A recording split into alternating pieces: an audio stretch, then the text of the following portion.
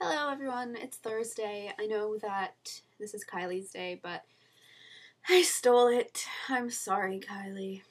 But I wanted to tell you guys about my trip to the autonomic specialist. Now, there is an autonomic specialist about an hour away from where I live in Toronto, and I have been waiting for like 8 months to see this guy, and I thought that seeing him would in some way help.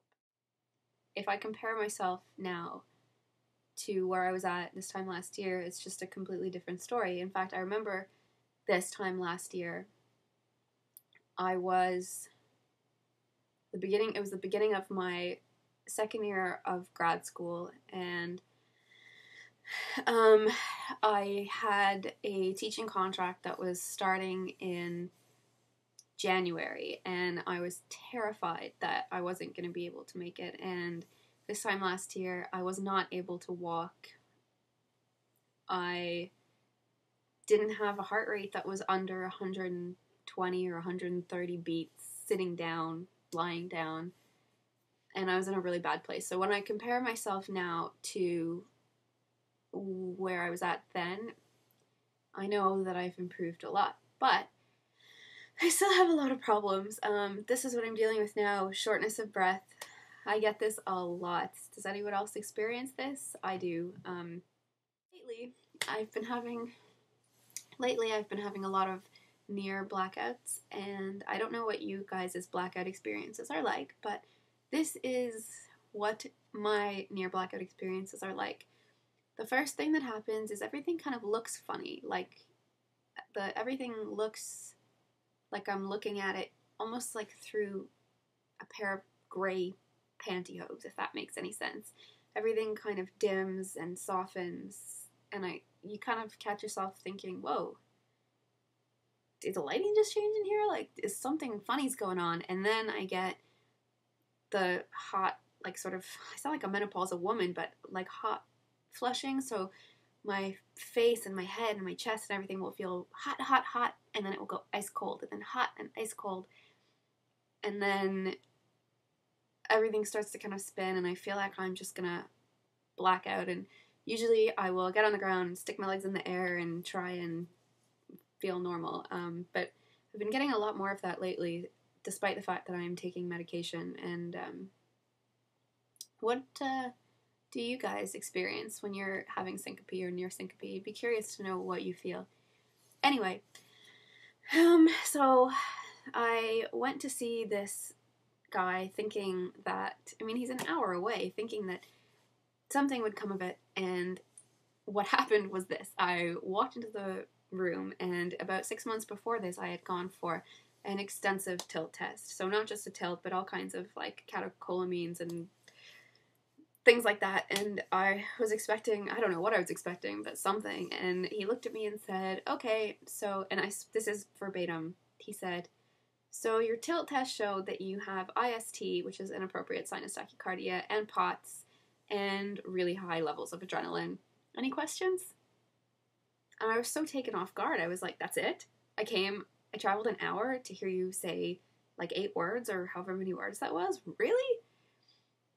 And of course, I was taken so aback that I couldn't really think of that much to ask him. I told him that I'm having these problems still with kind of near blackouts and really bad exhaustion, and he prescribed me Midodrine, which is something that, this is my question to all of you watching. What have your experiences with Midodrine been like? Because this is my concern. Right now, I take Effexor, which was prescribed to me to keep my blood pressure up, and also my doctor said that it sometimes can straighten out certain chemical abnormalities in your nervous system, like it affects your serotonin and your norepinephrine. So I take that, and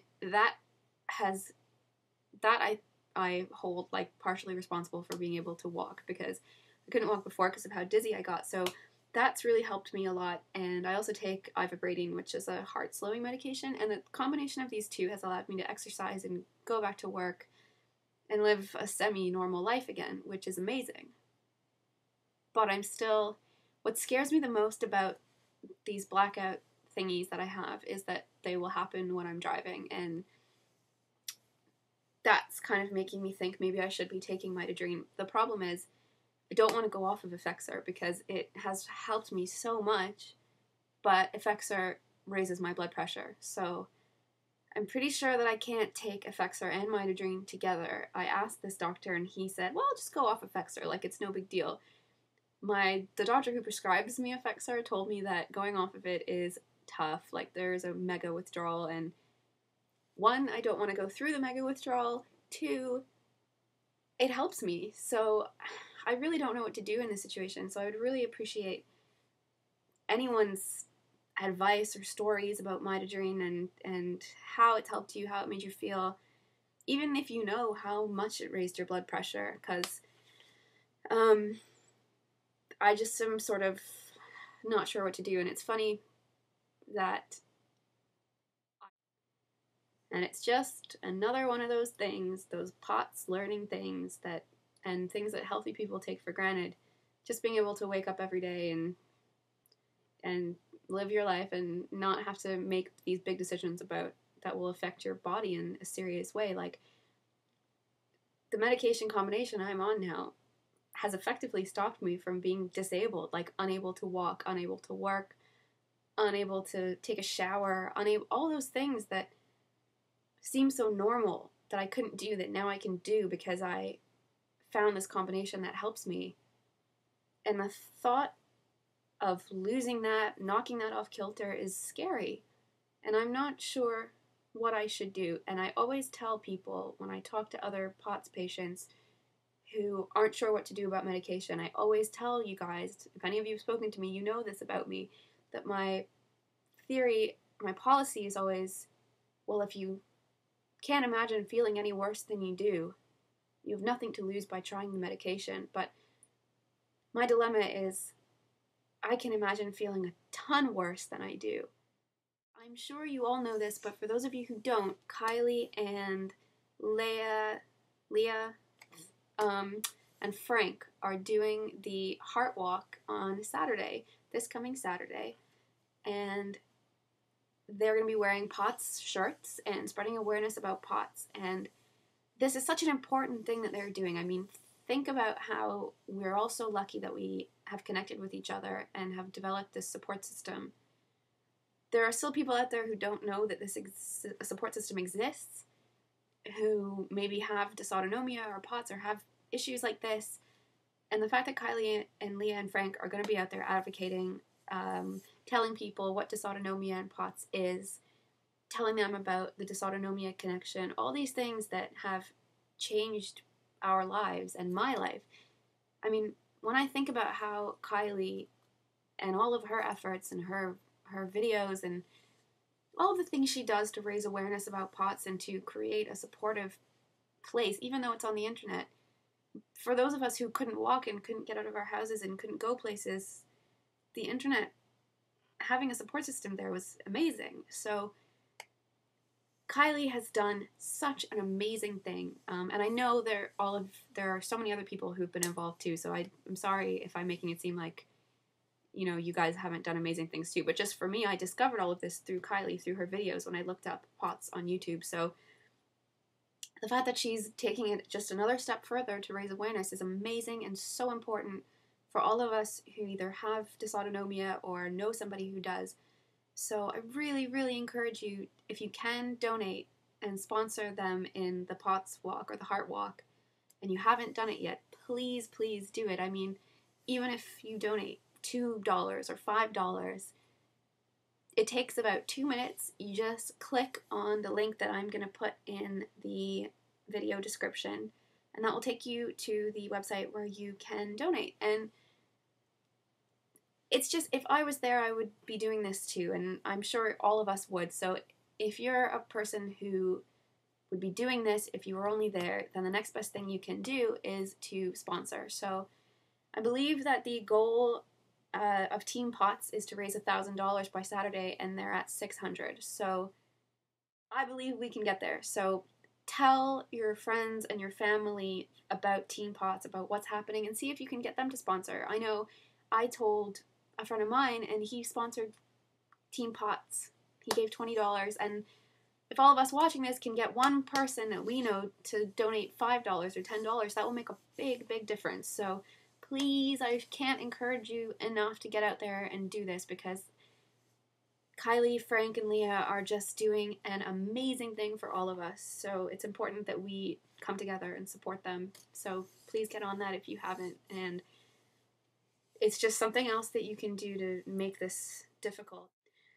My question to you guys, viewers and Five Awesome Potsies, is where were you 1 year ago today? Because I think it's important for us to track our progress, to make sure that we're moving forward, even if it's not in a huge way. It's really important to make sure that you're not in the same place as you were last year or the year before that. So I already talked about where I was a year ago, but I'm curious about where all of you guys were a year ago.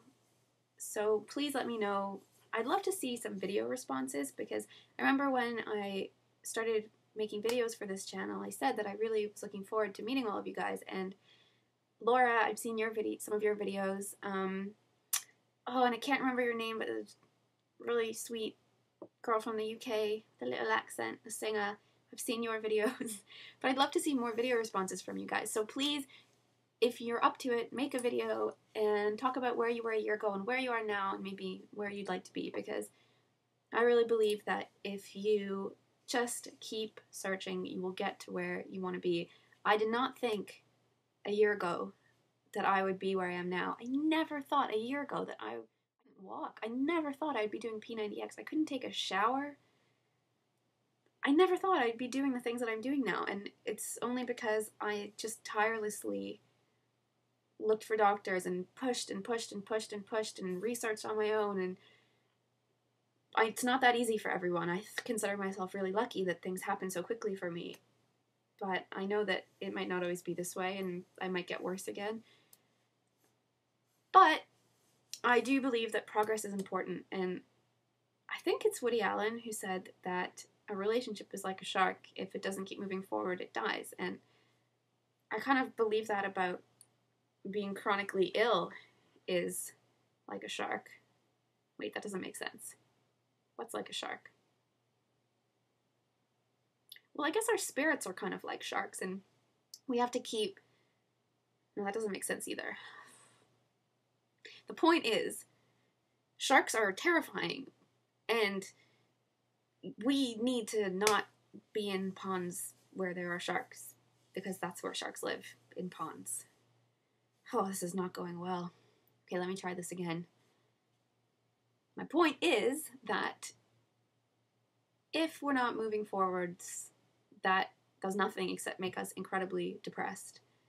You can't allow yourself to marinate in feeling ill, because that is so damaging to your mind and also to your body. So I really want to hear where you were a year ago, and if you're in the same place you were a year ago, make a video response talking about what you might be able to do to change things around, even if it's something small, like starting to exercise, or cutting out sugar, or finding a new doctor, spending 30 minutes a day researching things that have worked for other dysautonomia patients, something like that. So I'm really eager to hear what you guys have to say, so let me know. And anyway, Shannon, Kylie, Frank, anyone else who I didn't know is doing the walk, who's doing the walk, I can't thank you enough for what you guys are doing. Can you please do a walk for my hair, because it obviously needs a lot more help than I'm able to provide it. What is this? No, but everyone who's doing the walk, really, it means so much, I'm sure, to all of us, but because I can only speak for myself, it means a lot to me that you guys are going to be out there and raising awareness. So thank you. Candace, I hope you're doing well. I think about you so much. I want to see more of you in the hat, though. I mean, come on. Let's see Candace goes for a car ride in the hat and sticks her head out the window like a dog. You know how they do. Paige, I hope you're feeling better too. You little Paige, you've got to make sure that you're nice to yourself. And Shannon, what would I do without my gangster? Anyway, I am really excited to see all of you guys' responses, and I'll see you next week. Good luck on the run.